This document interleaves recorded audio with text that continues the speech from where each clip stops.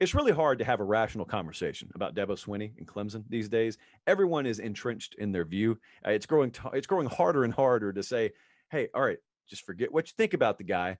Let's make a case by case judgment." So, for instance, right now, I told you that was coming, by the way. A couple of years ago, I told you no one's darling lasts forever in sports. This is a build them up to tear them down mentality. It's a build them up to tear them down society. College football is no different. And so Dabo, he was like your little wrestling buddy in 2015, and now you're slamming your wrestling buddy. For what reason? I don't know. Each one of you have your own reasons.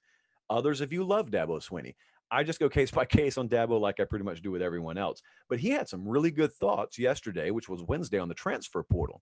Now, the Clemson model has been that they don't take transfers. That's what he's done. It's not a Clemson rule. It's not like a university bylaw. That's just the way that Dabo has chosen to run his program. And so right now, a lot's changing. He feels the sand sort of shifting under his feet. And a lot of people around the Clemson beat, for example, they've been talking about this. I've been curious about this. As you see the proliferation of the transfer portal, you start to ask yourself, teams that Dabo has to play are taking advantage of this.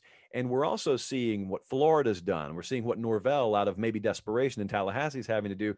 But I wonder, Alabama's in it for Henry To'oTo'o. We may see other big time programs that really don't have to make moves just because they can. I wonder if Clemson's going to do that. Well, that's valid. I think it's very valid to ask that question. Dabo was asked that question on Wednesday. And I'm going to paraphrase the quote basically because I don't have time to read the whole thing. You can go find it. There's an article probably on the 24/7 Sports main page or the Clemson website right now. But, he was asked, what do you think about this? Is your policy going to change?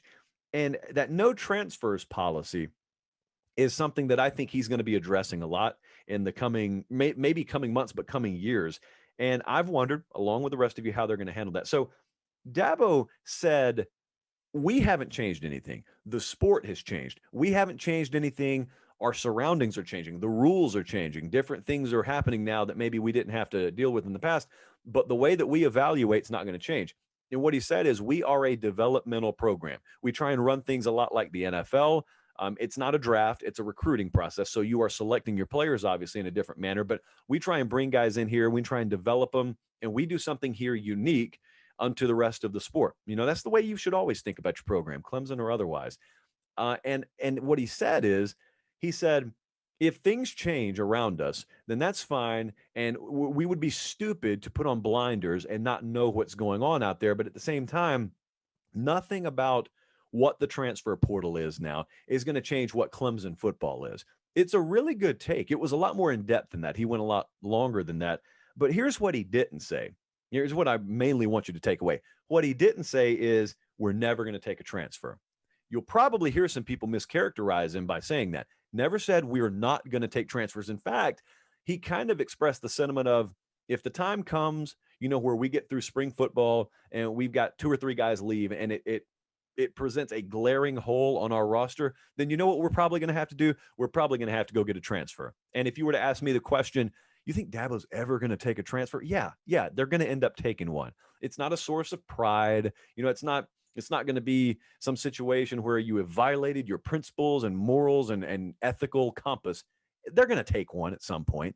They don't want to. That's the difference. They can if they need to, but they don't really want to. All he articulated, he being Dabo Swinney, all he articulated was what pretty much every head coach feels, maybe with a few exceptions. This is what they all feel. They all fancy themselves as an operation that can recruit at a high level and can develop. They take a lot of pride in development. At the big boy programs especially, I mean, that's what they pitch. That's everything about them. They have no reason not to be able to develop you. They should. That's the hallmark. It's a developmental sport.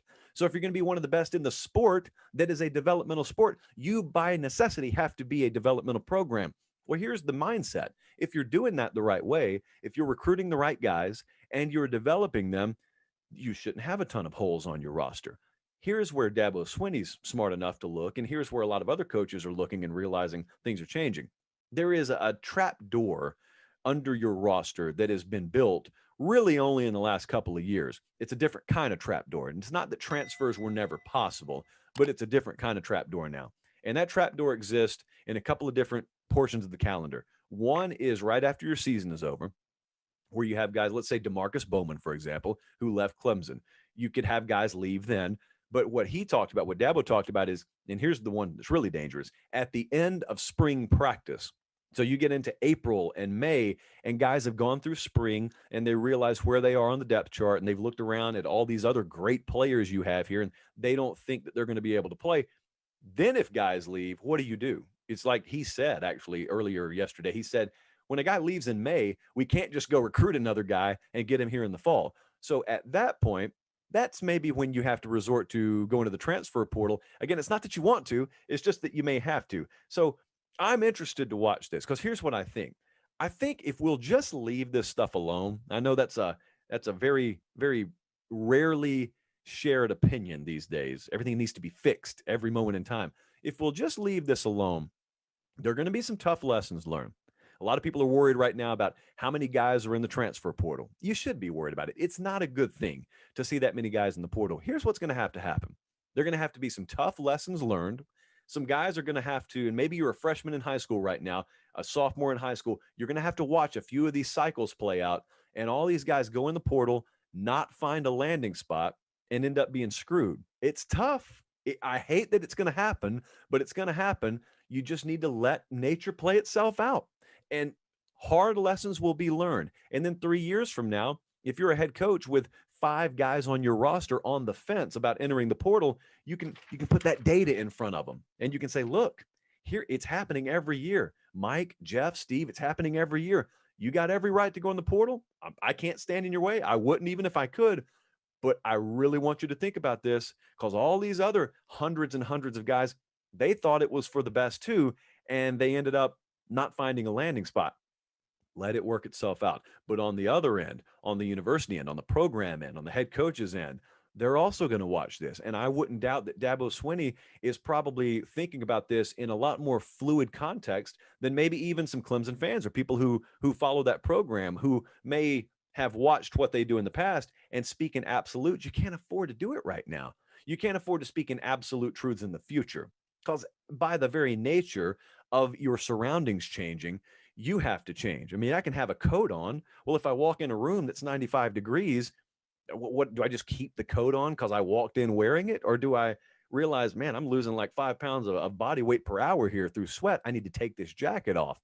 There's nothing wrong with taking the jacket off. There's nothing wrong with taking transfers. As long as in Dabo Swinney's case, for example, as long as he understands that's always the rare, rare exception to our Clemson rule, that's the same way Bama's going to be. I think it's the same way that a lot of the major programs are going to be.